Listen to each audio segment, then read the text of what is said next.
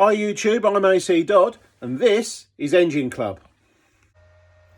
This is an example of the sort of things that engine clubbers get to build. This is an engine that belongs to a chap called Dan.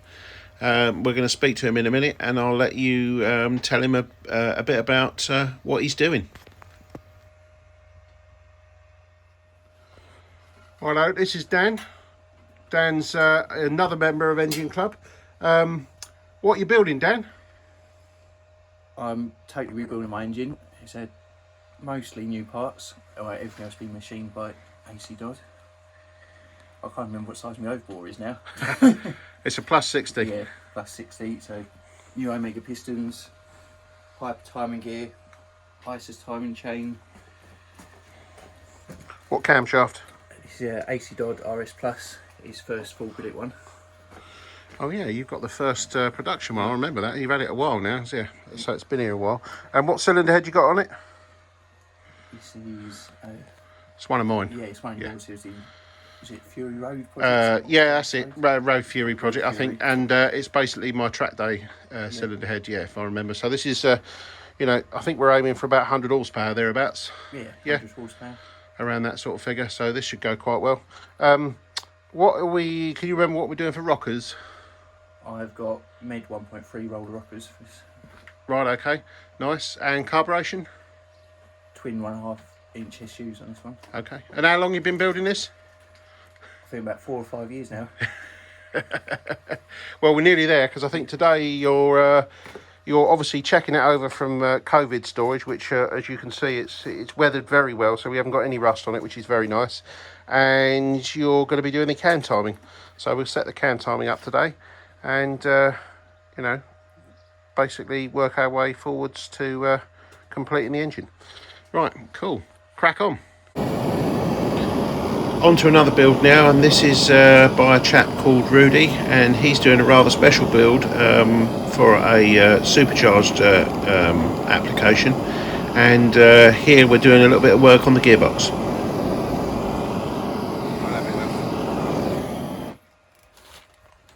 So turn it up on its end, put the socket in there and knock it out.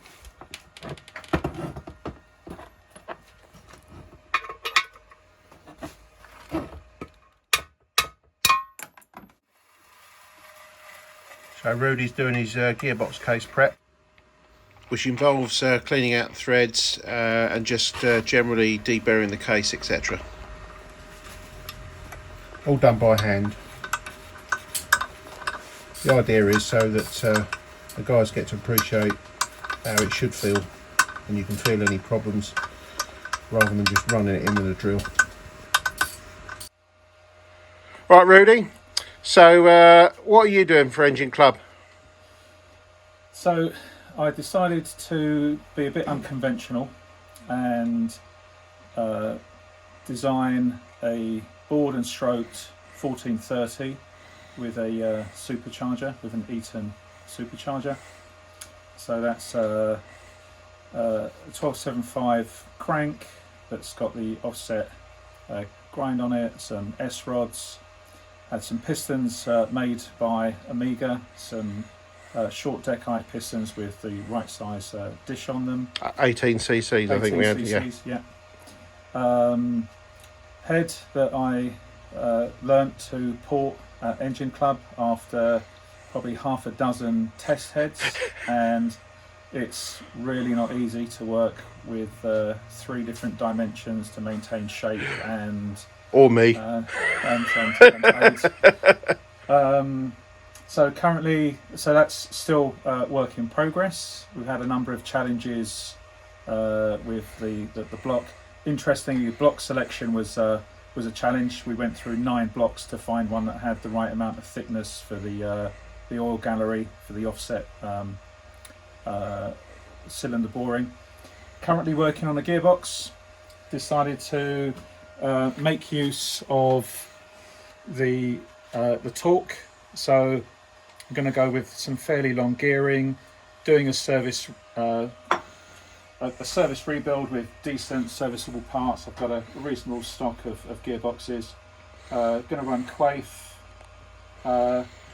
It's worth mentioning at this point, you're expecting it to destroy the gearbox with the torque, so You're There's not. a chance. Yeah. So rather than sort of throw the crown jewels in the sump, you're taking the other approach, which is to build it nice, but build it with good used parts. Just to keep the cost down, because you're expecting to have to put another one on it fairly soon after you get it running. Yeah, that's fair enough. Yeah, so we're going to make a couple. The parts we've got out of a sizable parts bin, and they're the best that we can find that are really pretty good. So I'm confident it's going to be a decent build. Excellent. Yeah, so Rudy's, how long have you been coming to Engine Club, Rudy? At least, I'd say 15 or 16 years, maybe. Rudy's taken the long route, so you've also done an engine before this one, haven't you? Yeah, so I managed to kind of blow an engine driving back from an IMM many years ago. 4 gears on the motorway across Europe, kind of redlining probably isn't the greatest approach. It was a modified engine, so it would rev quite hard. It was an SPI, so I rebuilt that, detuned it effectively, and found that it ran much better. I'd re-established some nice kind of feel and torque to it, and it's a fantastic engine. And that was also, I think, even in my experience, the cheapest engine we've ever built. So. Yeah. And we struck gold in that. We had a block that didn't require machining. All the components were fantastic. The side groove clearance on the pistons, the top ring clearance was everything was great. So if I remember rightly, I think you did the whole lot, including the new clutch, for about 700 quid. Right. If I remember rightly. That's right. Which is, and it's still going now. So we obviously got it right. Yeah, and flywheel was the only thing that I kept that was slightly modded was the lightened and balanced flywheel. And it just made it that little bit more responsive and smoother. Fantastic build. Excellent. So, because you've been here 16 years, you must enjoy Engine Club then. Fantastic. Fantastic people. Knowledge that's second to none. The only thing that's slightly lacking is the tea. Yeah, yeah, we are a bit dry. So I think we're going to have that argument like we normally do. Who's going to put the kettle on? Yeah. Anyway, I'll let you get on. Super. Thanks, Aid. So what are you doing here, Rudy? We're just seeing if the tab is going to move when we change gear. Oh, that's loose. Yep. Try this one. Oh, that was very easy. Okay. So what does that mean? This is one of the checks for the selector. So it means that this under force can turn. So we have to clean this up, and then to put it in a inline position, we'll need to weld the tab at the back of the rod. And it's quite common, isn't it? As you found in your bits, you've got 2 there that like it.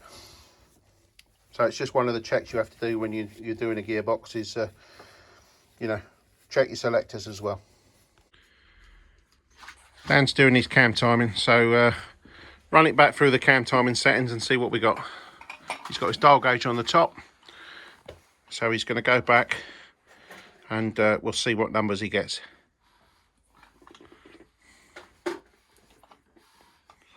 He's just turning it all the way around again until we get to the right position.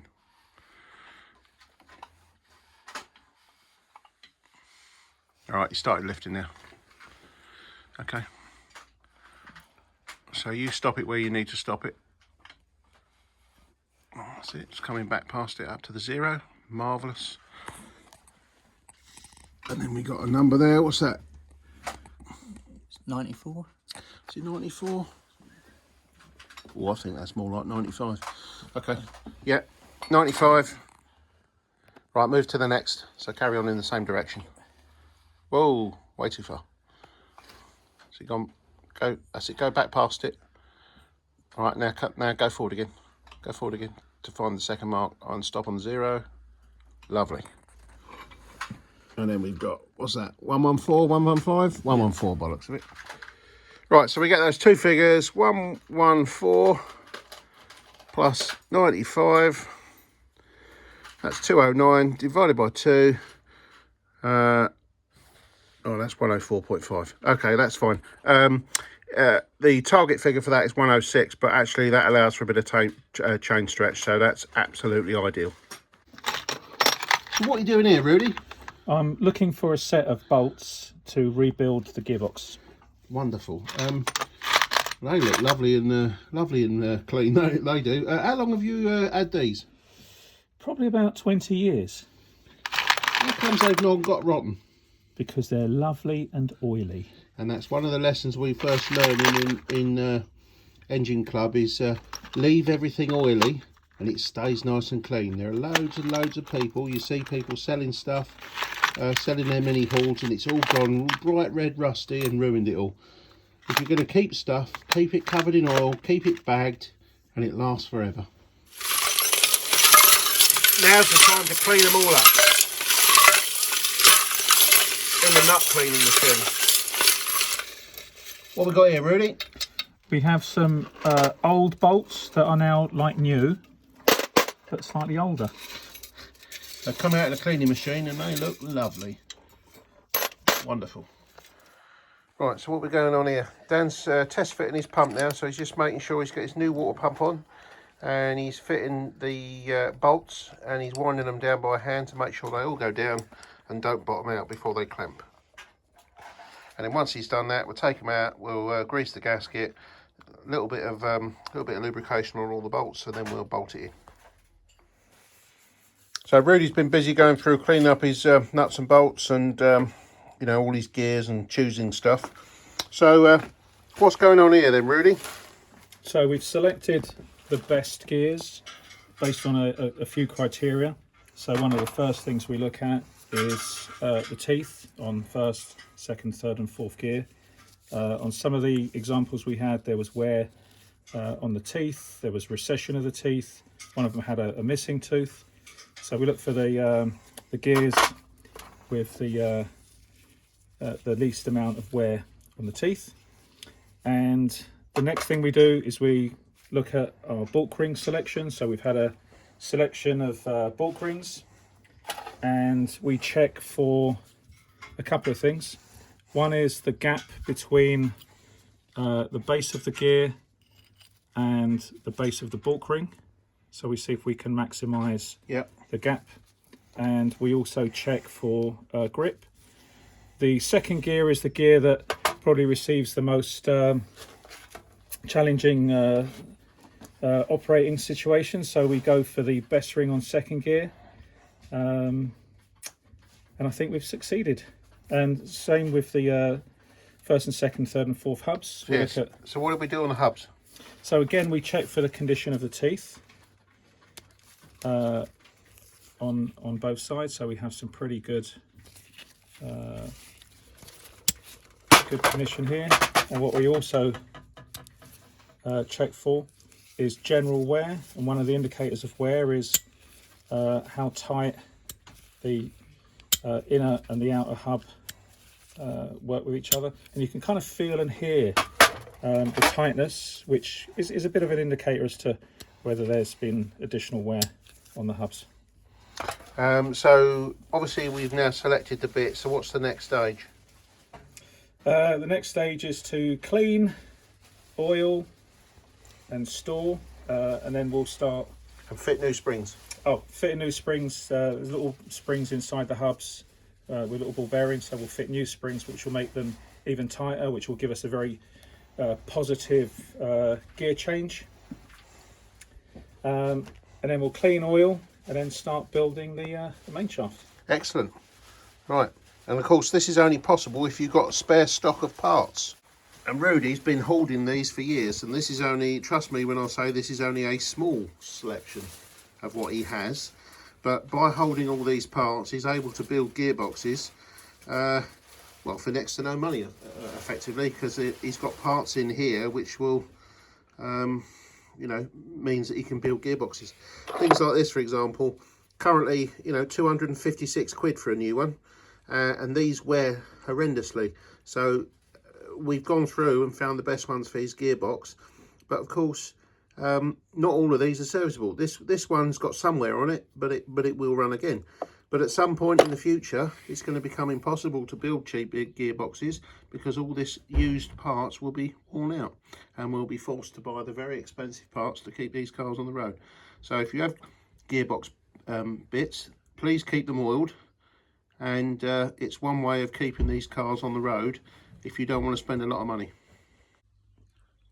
Well, that was it for episode 2 of Engine Club. Hope you enjoyed that, and you can see some of the work that the guys go through to build their projects. It's not all about new stuff. Not every guy or girl works on a on a big budget bottomless pit funded type engine build.